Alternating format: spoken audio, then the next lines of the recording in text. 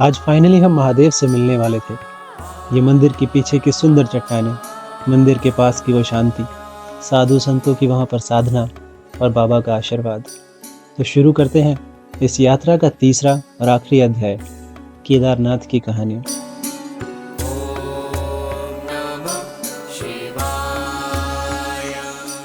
तो रात को जब हम फाइनली बेस कैंप पहुंचे तो कहीं भी लाइट नहीं थी, जिसकी वजह से हम कुछ भी शूट नहीं कर पाए। और सच बोलूं तो 16 किलोमीटर ट्रैक करने के बाद हम शूट करने लायक बचे भी नहीं थे। बस बॉडी थक गई थी, पर दिल अभी भी एक्साइटमेंट से धड़क रहा था। हम सरकारी टेंट में रुके हुए थे, एक ही टेंट जिसमें सबके लिए रजाइयाँ और स्लीपिंग बैग्स थे। सुबह उठते ही 100 रुपए का गर्म पानी मिल रहा था, उसी से नहा धो के हम रेडी हो गए।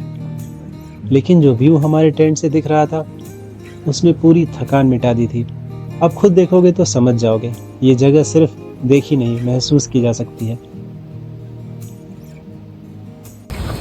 तो निकल रहे दर्शन के लिए, बहुत लंबी लाइन लगने वाली है और क्या ही व्यू है। बस इतना खूबसूरत सामने से दिख रहा है, जैसे शायद फोटो में नहीं दिखेगा अभी। हमें वहाँ जाना है, तो रात में आपको दिखा नहीं पाई क्योंकि हम आते आते ही 9:30 से 11 बज गए थे। वैसे टेंट्स भी, नॉर्मल टेंट्स भी ले सकता था, पर उनके वॉशरूम्स थोड़े लिमिटेड होते हैं, इसलिए हमने वो नहीं लिया। सुबह 7 बजे निकले और लाइन दिखाता हूँ मैं। अक्टूबर स्टार्टिंग चल रही है महीना, लाइन देखो, ये पूरी लाइन है वहाँ से लेकर वहाँ तक। तो सुबह 1-2 लोग लाइन में लग गए और मैं शायद इस लाइन कल्चर से कभी कंफर्टेबल नहीं हो पाऊंगा। 6-7 घंटे लाइन में खड़े रहो और दर्शन सिर्फ 5 सेकंड के भी नहीं मिल पाते। और कुछ लोग बिना लाइन में लगे 5-5 मिनट भी बाबा के साथ रह सकते हैं। पर शायद यही नियति है, यात्रा का एक हिस्सा है। तभी दूर से ही मंदिर की शिखर दिख गई थी और मैं खुद को रोक नहीं पाया। बाबा के पास जाकर कुछ देर चुपचाप रहना चाह रहा था, तो मैं मंदिर की ओर चल देता हूँ। हजारों लोग थे, बहुत भीड़ थी। पर अजीब बात पता है, मंदिर के पास पहुंचकर ऐसा लग रहा था जैसे मैं और केदार बाबा बस 2 ही लोग वहां थे। मन एकदम ब्लैंक, जैसे बिना किसी थेरेपी के सिर्फ वहां खड़े रहना ही एक मेडिटेशन हो।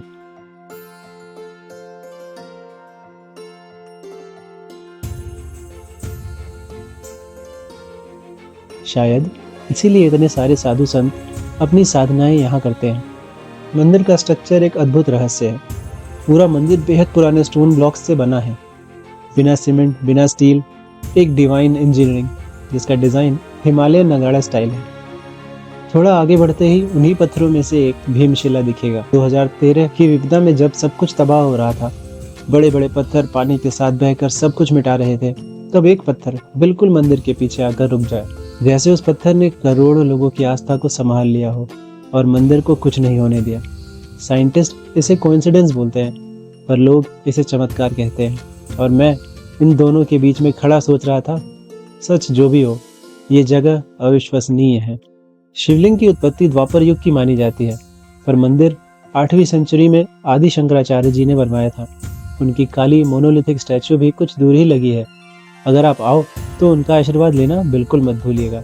पहाड़ी लोगों का एक अजीब और बहुत ही खूबसूरत विश्वास होता है, पत्थर से घर बनाओ तो अपना घर जल्दी मिलता है। इसलिए यहाँ पर लोग छोटे छोटे पत्थरों से अपने घर बनाते हैं। कोई किसी का घर गिरा कर नहीं बनाता, नए पत्थर उठाना होता है। हमारा बिलीफ ही हमारी पहचान है। और यही देखकर मैंने भी सोचा, दर्शन के बाद मैं भी यहाँ आकर एक घर तो जरूर बनाऊंगा। उस जगह का नाम आज मोदी गुफा रख दिया गया है। तभी मेरे दोस्त का फोन आ जाता है और वो बोलता है, लाइन में आ जा वरना लोग लड़ने लगेंगे बीच में घुसने पर। और फिर हम भागते दौड़ते लाइन में लग गए।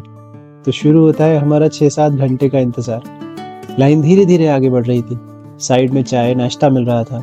इस लाइन में सबसे ज्यादा टेस्ट क्या होता है? आपका पेशेंस। ऊपर धूप खिलखिला रही थी और देखा कुछ लोग वासुकी ताल जा रहे थे। 8 किलोमीटर की ट्रैक, टाइम होता तो हम भी जाते। केदारनाथ को फील करने के लिए 3-4 दिन तो चाहिए ही। हम आधे रास्ते भी नहीं पहुंचे थे कि रियलाइज हुआ कपाट 12 बजे बंद हो जाता है और हमें 2 बजे कपाट खुलने के बाद ही दर्शन मिलने वाले थे। तो हम में से कुछ लोग टेंट की ओर चल दिए, ट्रैक का डंडा लिया और डिसाइड किया तो भैरवनाथ चलते हैं।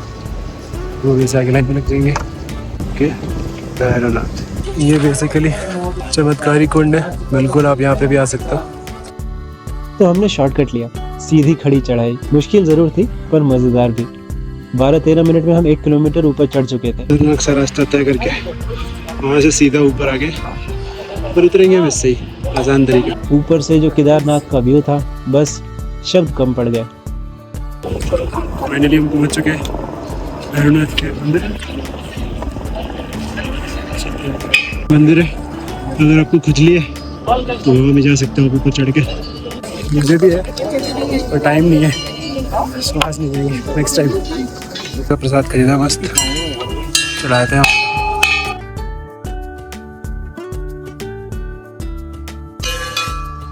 माना जाता है कि भैरवनाथ पूरी केदार घाटी के रक्षक हैं, और जब आप मंदिर से नीचे घाटी को देखते हो तो आपको इस बात पर खुद ब खुद यकीन हो जाता है। तो फिर हमने भैरव जी का आशीर्वाद लिया और नीचे उतर गए। इस बार रेस्ट नहीं लिया, सीधे रास्ते से सिर्फ 8 मिनट लगे और भागते हुए वापस फाइनल लाइन में लग गए। भाई बोले ना भीगते भीगते बुलाए हैं तो भीगते भीगते आएंगे। क्यों शशांक? स्नो मांगा था, बारिश हो रही है, कोई बात नहीं, अभी आएगा सब आएगा, इतने से काम चला लेगा। और मंदिर के पास भक्तों के टेंट्स देखकर दुख हुआ। इतने बड़े मंदिर की फैसिलिटी इतनी कमजोर कैसे हो सकती है। पानी टपक रहा था हर जगह से, शेड वाले टेंट्स टूटे हुए थे। पर उसी बीच में एक बार फिर मंदिर का द्वार दिखाई दिया और मन फिर से शांत हो गया। हम अंदर गए और महादेव के सामने खड़े हो गए। हर किसी के मन में अपनी इच्छाएं थी, अपना दुख था, अपनी खुशियां थी, सब कुछ महादेव के चरणों में रख दिया। महादेव आप संभाल लेना। बाहर आए तो बाबा के ऊपर चढ़ाया हुआ जल मंदिर के बगल से आप ले सकते हो। फिर एक बार भीमशिला को प्रणाम किया, धन्यवाद हमारी आस्था को बचाने के लिए। और याद है मैंने कहा था मैं भी पत्थरों से यहाँ अपना घर बनाऊंगा, तो बस कुछ देर वही किया जब तक मेरे दोस्त शंकराचार्य मंदिर से हो आए। पर ये ध्यान रखा कि किसी और का घर न टूटे। फिर टेंट से बैग उठाया और शाम 5 बजे के आसपास वापस उतरना शुरू किया। नीचे उतरना आसान होता है, पर बारिश ने रास्ता स्लिपरी बना दिया था। हम भी 2-3 बार फिसले तो थे ही। याद है हमारा फेवरेट वाटरफॉल, हम उसके पास फिर से रुक गए और मैगी बनाई, जैसे हमारी यात्रा का लास्ट गिफ्ट हो। हम यूट्यूबर नहीं है, हम यात्री हैं। हम यूट्यूबर नहीं, यूट्यूब के लिए नहीं है। आपको अगर ढूंढेंगे तो कभी उसमें दिखेगा भी नहीं कि यूट्यूब वाला कहाँ रखे हैं। इनसे मैंने पूछा, ये बोलते हैं कि यार वो सब काम क्यों करना, जो मेन काम है उस पर फोकस करना है। तो वही तो बात है, हमें जो करना है वो 6 महीने में करने का मतलब ही मेरा ये। लोग बोलते हैं बड़ा जल्दी कर लिया, मैंने कहा मैं वीडियो नहीं बनाता ना इसलिए। हाँ नहीं, अभी मेरे को भी टाइम लगता है, लोग करते हैं साल भर। जैसे भैया ये केदारनाथ वाला अभी साइकिल से पूरा ऊपर है। हाँ एक्चुअली मेरा एक बचा था ना, मतलब 11 में साइकिल से आया था। हाँ। तो एक तरीके से मेरा अंग हुआ पड़ा है अभी फिलहाल के लिए तो, क्योंकि ये मेरे को 11 ज्योतिर्लिंग लेके गया है हर जगह। तो एक बचा था तो मैंने कहा 18 किलोमीटर मैं इसको लेके जाऊंगा, इसलिए बस मैं इसको लेके गया। अरे नाइस, बहुत बहुत। क्या नाम आपका सर? अजय पटेल। कहाँ के रहने वाला? मैं वाराणसी में। रात के 12 बज रहे हैं, रिपोर्टिंग 500 मीटर और बचे हैं, पहुँचते नीचे। और रात के 12:30 हो रहे हैं, पहुँच गए हमारे एंडिंग पॉइंट पर। तो होटल चलते हैं, मिलते हैं। Thank you for watching. क्या छोड़ के आए, क्या लेकर आए, मुझे खुद नहीं पता। पर एक बात सच थी, ये यात्रा आपको जिंदगी भर याद रहेगी। हर हर महादेव, हर हर महादेव, हर हर महादेव।